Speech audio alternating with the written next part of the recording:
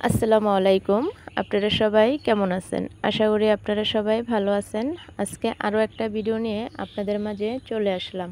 তো সম্পূর্ণ ভিডিওটা না টেনে আপনারা দেখতে থাকেন। তো যেতে আসসালামু আলাইকুম।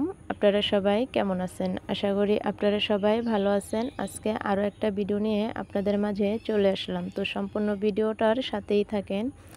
যেহেতু বৃষ্টির দিন চলতেছে, তো দেখতে পাচ্ছেন আমার কবুতরগুলোকে আমি কিভাবে যত্ন করে আটকাইতেছি। আর সারাদিন যেহেতু এখন বৃষ্টি হয়, তো সারাদিন কবুতরগুলো বারিন্দার ভিতরে ছাড়া ছিল। তো দেখতেই পাচ্ছেন কিভাবে আমার বারিন্দার কবুতরগুলো ছিল। আর এখন যেহেতু মাগরিবের আজান দিয়ে দিবে, তো নামাজের আগে আমি কবুতরগুলো আটকে নিলাম। আর এখান দিয়ে খাদিজা পড়তে যাবে, পড়ারও টাইম হয়ে গেছে। যেহেতু 4 বছর শেষ হয়ে গেছে, তো মাশাআল্লাহ আলহামদুলিল্লাহ 4টা বছর আমি খুব ভালোই কাটাইছি। যা আল্লাহ পাকের কাছে লাখ লাখ শুকরিয়া। তো বাকি সামনে যতটা দিন আছে যেন আমি এরকমভাবে কাটাতে পারি। আপনারা সবাই দোয়া করবেন আমার জন্য আর আমার মেয়ের জন্য। তারপরও এখন যেহেতু বৃষ্টি হইতেছে, ও যেহেতু খুব ছোট, তারপরও ও পড়তে যায়। মাশাআল্লাহ আমার খুব ভালো লাগে ওর পড়ার আগ্রহ দেখে, যার কারণে আমি এত অল্প বয়সে আমি ওকে পড়তে দেই। আমাদের বাড়ির পাশে একটা ম্যাডাম আছে, ম্যাডামের কাছে আমি পড়তে দেই। তো আজকে বৃষ্টি যেহেতু হইতেছিল, ও খুব বায়না করতেছিল আজকে ও পড়তে যাবে না। তো আমি বলতেছি পড়তে না গেলে মা তুমি সব ভুলা যাইবা, যার কারণে ও বলতেছে আমি পড়তে যাব, কিন্তু আমাকে আজকে তুমি মুরগির গোশ রান্না করে খাওয়াইবা। কারণ ওর মুরগির গোশ বলতে যে কোনো গরুর গোশ বলেন, মুরগির গোশ বলেন, ওর খুব পছন্দ। শুধু ওর বলতে না, ওদের ভাই বোন আরও আছে, চাচাতো ভাই বোন বলেন, জ্যাঠাতো ভাই বোন বলেন, ওদের সবারই একই অবস্থা। কারণ ওদের এই খাবারগুলাই খুব ভালো লাগে। সব খাবারই খায়, কিন্তু তারপরও এইগুলো যেমন ওদের অনেক ভালো লাগে। গোশ বলেন আর যাই হোক আর কি বলবো। আর যেতে বৃষ্টি হইতেছে, তো এরই মাঝে হালকা কিছু ভাজা পোড়া হবে না তা কি আর কোনো হয়? তো দেখতেই পাচ্ছেন এইখানে আমি 2 পদের ডাল ভাইজা নিচ্ছি। তার সাথে আমি ভাতের চাল, ভাত যেহেতু আমরা রান্না করলে ভাত খাওয়ার পর অনেক ভাত বেঁচে যায়। তো আমি কখনো ভাত কোনোদিনও নষ্ট করি না। তো যেহেতু রোদ থাকে যখন, তখন আমি আমাদের ছাদে নিয়ে তারপরে এই ভাতগুলো শুকায় তারপরে চাল বানালে পরবর্তীতে এইগুলো আবার ব্যবহার করি ভাইজা, তারপর আমরা খাইতে পারি। কারণ অনেক ভালো লাগে, চাল ভাজার মতনই। এটা খুব নরম থাকে, অল্পতেই খাওয়া যায়, চাবায়া কোনো ব্যথা লাগে না।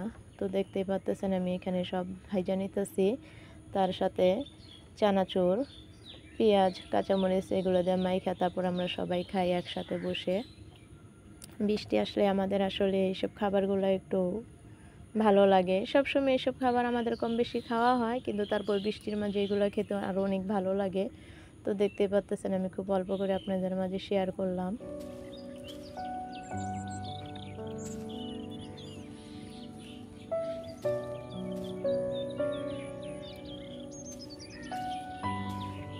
তো আমার এই ছোট্ট ভিডিওটা আপনাদের কেমন লাগলো অবশ্যই আপনারা কমেন্টের মাধ্যমে জানাবেন। আর আপনাদের বাচ্চারা যারা নাকি পড়তে যায় না, তাদেরকে আপনারা কিভাবে আমার মতন এরকম তাদের বাচ্চাদের বায়না পূরণ করে তারপরে পড়তে পাঠান, তাও আপনারা আমার কমেন্টের মাধ্যমে জানাবেন। কারণ বাচ্চা বলে কথা, কারণ এখন ছোট মানুষ, ওদেরকে ওরা যা বায়না করবে তাই মেনে নিয়ে তারপরে ওদেরকে পড়ার ভিতরে আগ্রহী করতে হবে, মনোযোগী করাতে হবে। কিন্তু তাই বলে যে কোনো জিনিসের কথা বলে যে তাই পূরণ করতে হবে এমন কোনো কথা না। যেহেতু মুরগির গোশতের কথা বলছে, সেটা শুনে আমারও ভালো লাগছে। কারণ মুরগির গোশ হলেও এক মুঠ ভাত খেতে পারে।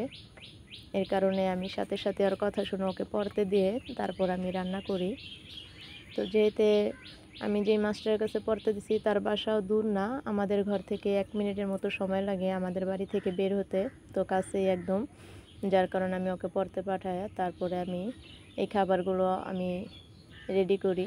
তো আমার এই ছোট্ট ভিডিও আপনাদের কেমন লাগছে অবশ্যই আপনারা কমেন্টের মাধ্যমে জানাবেন।